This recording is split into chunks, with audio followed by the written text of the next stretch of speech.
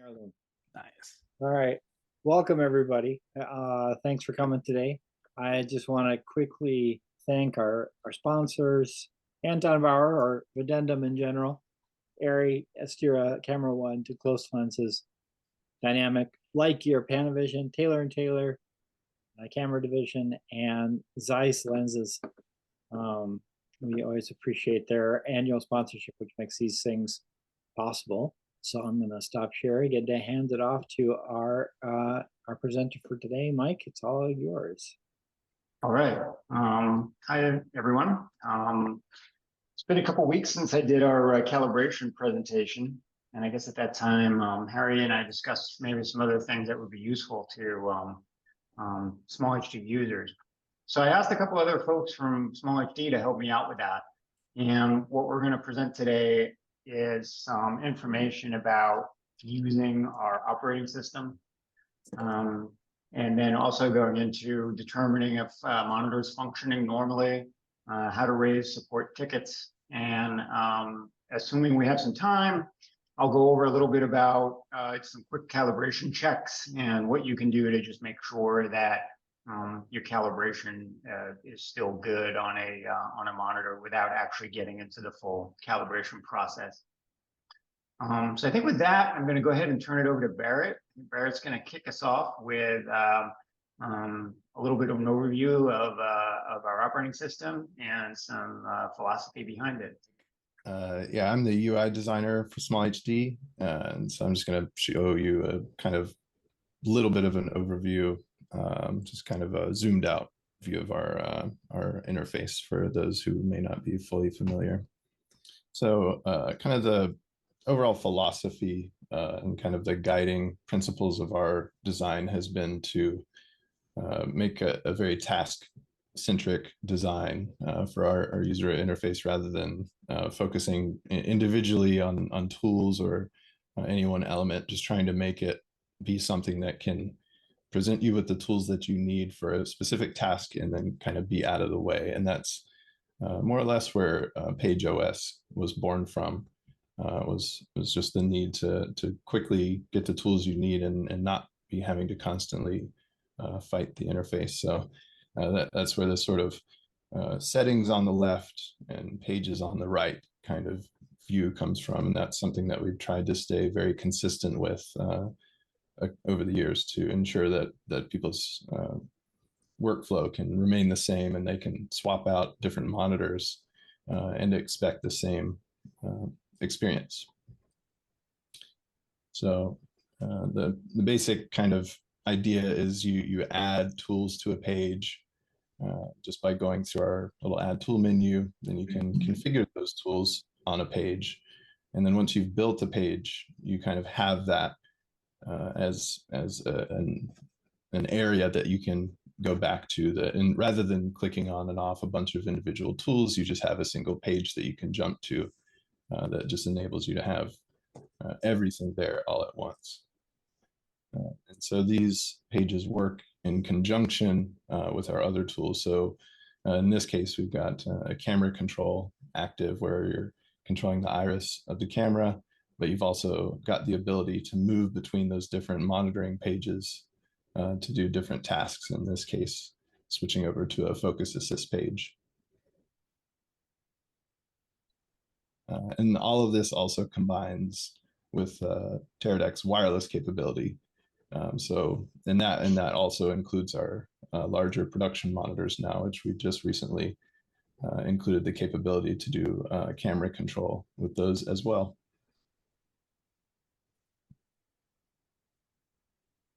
And some, excuse me, some new features out with the latest PageOS 5 is our new multi-view interface, which just kind of helps simplify the task of managing up to 4 different feeds coming in at the same time, applying tools to each one, different looks, and being able to just quickly switch the arrangement of those and manage each individually, including color pipe.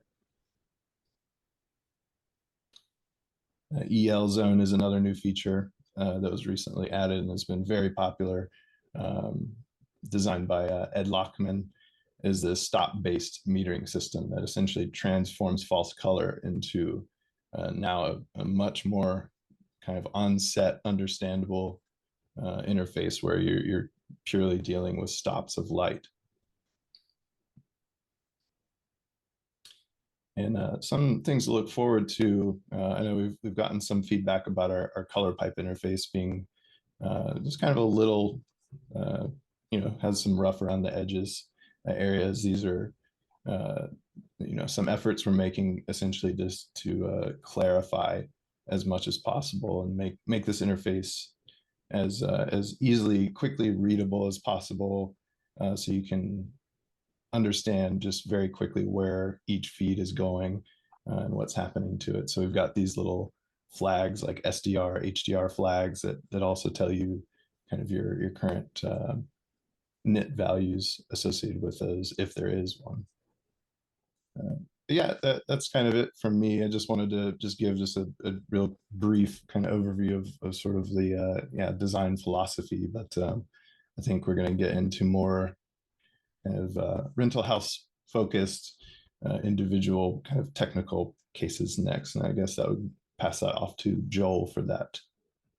I am a software tester at Small HD, and I often work with the R&D department, but along with that, help out the support team and also the repair team. So I'm not, I guess, the expert at dealing with every single technical aspect of the monitor, but I do have a lot of experience working directly with the customer. I also have a quick presentation I'm going to try to get going here. So quick checks and customizations. What I mean is looking at mostly the 5 and 7-inch monitors. What do you need to look at when a monitor comes back, either probably from in the field use, and then what software customizations might be cool to look at from a rental house perspective. It's really going to benefit you from having a setup workstation to where you have all the hardware needed to just plug and play. That starts with what I call a known working secondary monitor. So a monitor that you know all the ports work, the display is working, you've used it before, that's there. That can be your downstream monitor for testing things like HDMI and SDI downstream video.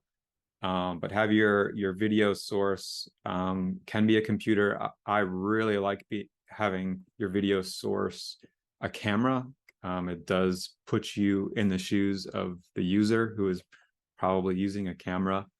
For on-camera monitors, all you need is a 1080p source. We can handle UHD 60 frames via HDMI.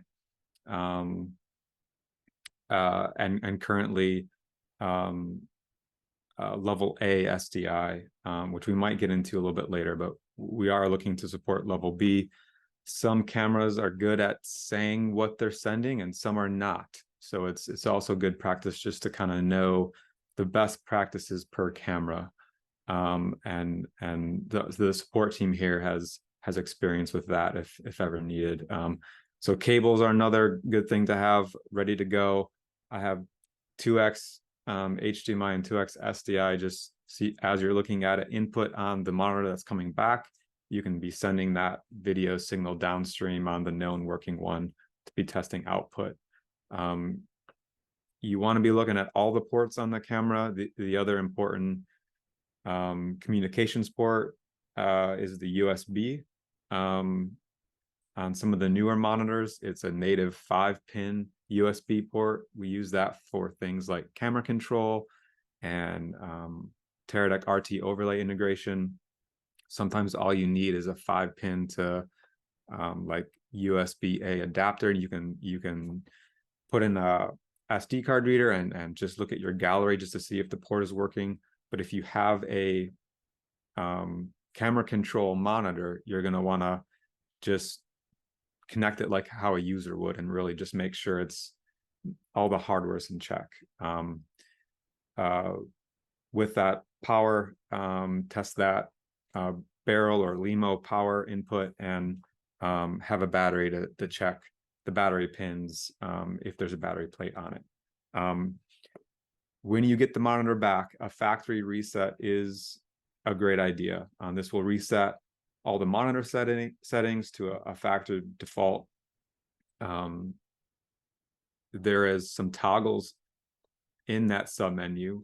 As a rental house, we would recommend leaving the wipe registration off. So you will want to register your monitor initially, but since you own it, you own the registration, so leave that toggled off. And we also recommend toggling the wipe custom calibration on. So all the monitors come with a factory calibration. A user might perform a custom calibration or do manual offsets to the factory one.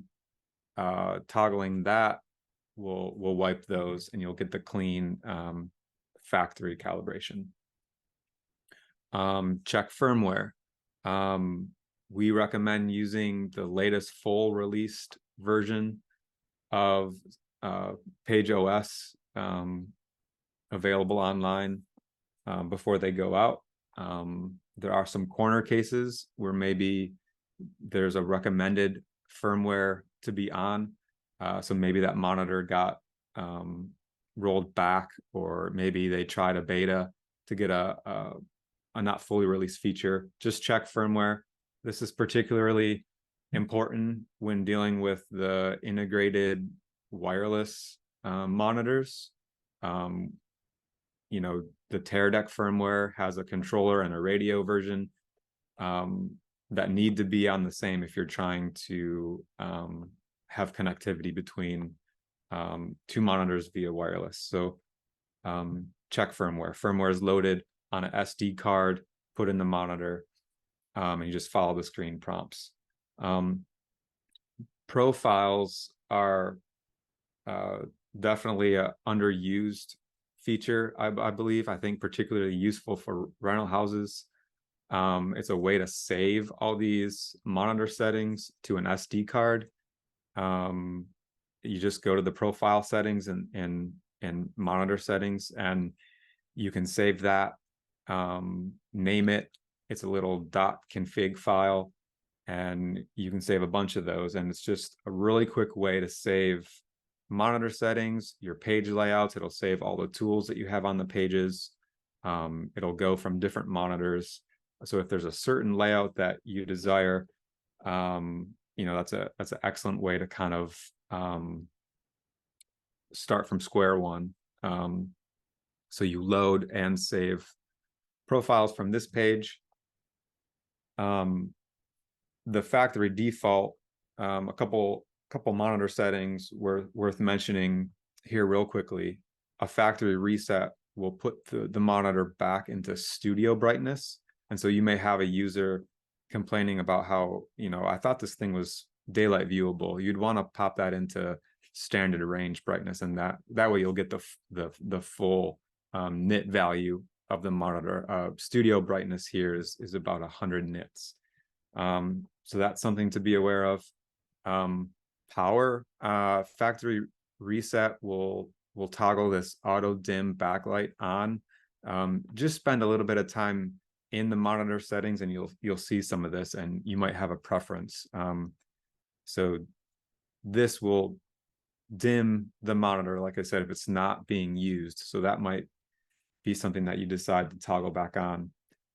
Camera control licenses are permanent to the monitor. So if you're wondering, hey, is this monitor capable of being paired with a red Komodo, go to the licenses menu, and this is one and done. Once you load the license on, it's ready to go. And there's a camera control sub menu to get you connected to the camera. But here you'll find the licenses. The factory reset does not eliminate the licenses. Custom backdrop, I thought would be cool to talk about from a rental house perspective. Just the ability to load logo or a custom backdrop instead of the default no signal backdrop. So that's in there. That does get eliminated with a factory reset. But what you could do is have an SD card where you have the latest firmware, you have a profile, you can also have this backdrop picture, which is just the resolution of the screen. 1920 by 1080 usually works great. Just throw a JPEG or a PNG on there, and you can load it in, just again following the screen prompts. In monitor settings, system info, you can find some useful data, including the uptime for the monitor and the serial number. Again, just once you are familiar with what's available to customize in the monitor settings, I think you might want to do some customizations. And again, just creating that profile, that's like the starting point, I think would give you the ability to have a great starting point for your user. And there's a lot more we could talk about, but that's kind of like the broad view perspective from monitor settings and quick checking a monitor that's coming back from the field. I think next up we're going to have Jeremy get on, and we're going to go through some additional support items and how and when to contact support. All right. Hey, folks. I'm going to try and keep it quick, at least. But I did create a handout for everybody to send out to your different rental houses, kind of a quick QC process so that they can kind of go through the monitor quickly and efficiently and get it back on the shelf and be rented again. Okay, it covers a little bit of some of the stuff that Joel was talking about, but I did kind of put in an extra part about working through when you actually run into an issue. Again, rental equipment gets beat up a lot. It goes through a lot of different hands. So we put a troubleshooting package at the back, kind of going through what you would need to get something RMA'd and repaired, and the kind of things you can ask for if you need to get certain invoices or get an estimate set up early so that you have a preliminary estimate in case you have to charge a customer before the unit gets to the repair bench. And then we also created we started using KCS, which is like a knowledge-centered service. So we now have a page where we create questions and answers based on our customers' wording, which has helped a lot in tracking kind of questions and situations that customers are experiencing where they may not talk about one issue the way we would talk about it. They talk about how they see it. So I've included a link in here for that, as well as a link to an image and kind of a breakdown of how we would do a preliminary estimate. That way that if you need a quick estimate right there and then, we can send it to you before the unit's shown up for repair. And we found that this has helped a lot of our big rental houses with recouping payment, especially if they have a credit card on file and they know they have a certain length of time that credit card has to be on hold before they can, if it goes off of hold, it may be harder to recharge it. So we found that from some of our customers have been really happy with that. So I'll send this over to you. If there's any questions on repairs or support, I've got my email on there. Feel free to reach out. Again, I think everybody in here has some sort of rental house experience. So we've all worked in the field in some way, and we're here to help. So as I said, I'll try to keep it short, and I will get that sent over to you. All right, and I'll go ahead and wrap up with a little bit of an overview of what I would do when I'm taking a look at basically a quick calibration check for monitors that I'm maybe suspecting these still have a valid calibration or not on them. So what I have set up here is I have a couple of monitors set up. Some have been factory reset and some have not. And so, for example, you can see that one of these monitors is significantly dimmer than one of the smaller monitors. And that gets back to what Joel was talking about, is since I've done a factory reset on this monitor, it is clearly significantly dimmer than the other monitor. So after the factory reset, I have to remember my backlight, and if I want it to match something that's already been set to a brighter level, I have to remember to go in and change that setting so that everything lines up at the same brightness level. Now, when you're looking, that's the other thing. If you're trying to compare a 1000 nit monitor to an OLED, which might be basically only a 300 nit monitor, you're never going to get the OLED obviously to look the same as the brighter monitor. And that's an argument for actually having everything in standard bright. Instead of standard bright, having everything actually in studio bright, because then it will line up with the OLEDs better. And basically all of our monitors are capable of adjusting the backlight on them so that we can get them, all to about the same brightness level. And that makes it easier, I think, when you want to see if two monitors look basically the same.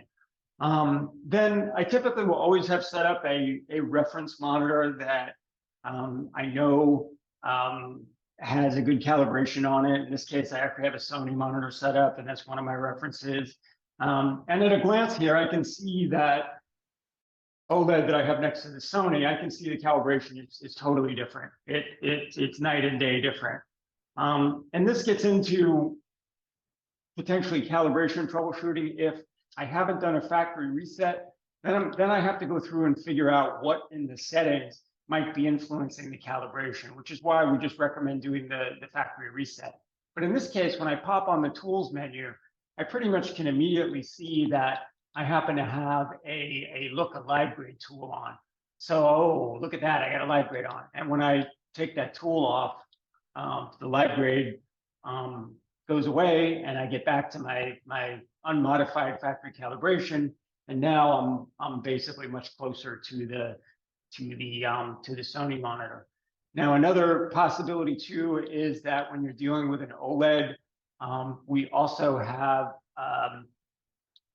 some additional functionality in the calibration settings. And one of those is the Judd offset.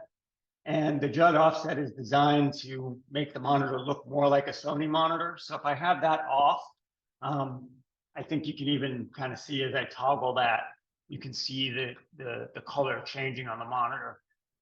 So if I have that off and I'm trying to match a Sony monitor, that's not going to work as well as if I have it on. The other thing, of course, could be somebody could have added some manual adjustments. In this case, I actually do have some manual adjustments in that were being used for a very specific matching purpose. So that is set up the way I want it. But you can quickly, one of the features in OS 5 was to have this warning that manual adjustments had been applied to the monitor, because otherwise you would come to this custom calibration screen or factory calibration screen. You wouldn't really know at a glance that something had been modified and could potentially be influencing what you're looking at. The other possibility, if you haven't done a factory reset, is it's possible that a color pipe can have a calibration associated with it. And some users like to do this to have like a CIP3 or REC 709 calibration associated with a specific color pipe. And that makes it a little bit more, again, difficult to diagnose what's happening, because in this case, if I have a color pipe 3 tied to an interface, I'm going to get a different calibration than if I have a color pipe without a calibration. So what we recommend you do is you do a factory reset to remove all that, because you just don't know how many of these customizations a user has made. And it can actually get really, really complicated to figure out what might be influencing the image. All right. So the other thing I like to look at when I'm taking a quick look at calibration is I like to look at a dark image as well. I'm not going to show that today just because it won't show up that well on the phone. But I like to display a low IRE image or potentially even a grayscale stepping image so that I can see if there seem to be any calibration issues or gamma issues in the lower levels. And another thing I might do if I have time, I might set up CalMan, and I might just do a quick gamut check or a quick SDR toolkit color checker, make sure that the calibration is still on. As far as how often would I recommend doing it, I would recommend about every 250 hours of operation. I would recommend that you check the calibration. That doesn't necessarily mean that you're going to need a new one that frequently. It's just that's a pretty good interval to use to check and make sure the calibration is still where you expect it to be. All right. I think that concludes everything we were going to present today. Any additional questions? Oh yeah, Yes, if we have a custom Calman LUT built and factory reset, will that stay on the SD card? So if you created a custom Calman LUT and you saved it to an SD card, the monitor will not wipe that. But what it will do is if you have the also wipe custom calibration, when you do a factory reset, it will reset that in the monitor, and then you can just load it back. It's just a simple process to load it right back into the monitor. That's kind of why we recommend keeping an SD card with a monitor labeled so that you know this SD card is for this serial number monitor. And it can basically have all the files you need on that one SD card. I'm sorry, there's just one additional calibration question. So if you're using the Calman integrated process, Calman will save 2 copies of the LUT to the Calman LUTs directory, the LUTs folder in the Portrait Studios, Calman 5 for Business. There's a LUTs folder. When you do a calibration, it saves 2 files. One has a 3D LUT prefix. The other one has a ULMPI prefix. They're identical LUTs. You only need to save one of them. Usually I saved a 3D LUT one just because in my mind, seeing 3D LUT makes more sense than ULMPI. But I save that LUT onto an SD card that goes with that monitor. And if I ever need to load it back, I can. There's also a question about the peaking tool and not being able to turn it off unless power cycled. I'm pretty sure that was fixed in the latest 5.5 beta. It was actually fixed in 5.4.1. It was an issue in 5.3.0, I believe, or 5.3.1, but it was corrected in 5.4.1. Okay. Yeah, I remember seeing that fixed, so just couldn't remember where. Thanks. All right, well, let me thank you. Thanks to the whole team. We got Jamie, Joel, and Mike. All 3 of you got the whole team working for us today. We really appreciate you coming and providing this information. Okay. Well, you're welcome. Thanks for the time. All right. Thanks, Harry. I appreciate it. All right, have a good day, everybody. All right, you too. Take care.